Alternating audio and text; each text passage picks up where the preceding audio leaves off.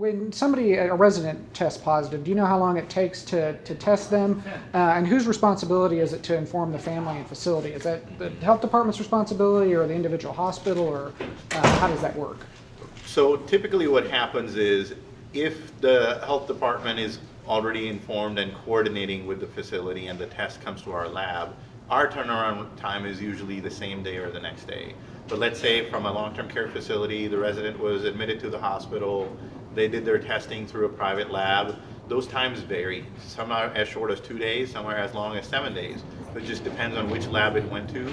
If it went to like a hospital system lab, then it's usually a couple days they get a result back. If it went to a large commercial lab, they're getting tests from all across the country, so it takes longer.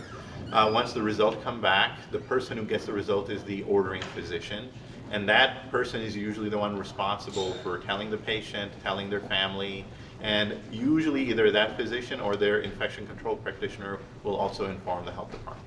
If the patient or a resident of a long-term care facility gets sick, would it be the practice to test everybody that's in that facility, staff and residents, or what is the triage for that? So general practice is no, and the reason is that what we found in the data of all of this is that asymptomatic people typically do not get a positive result.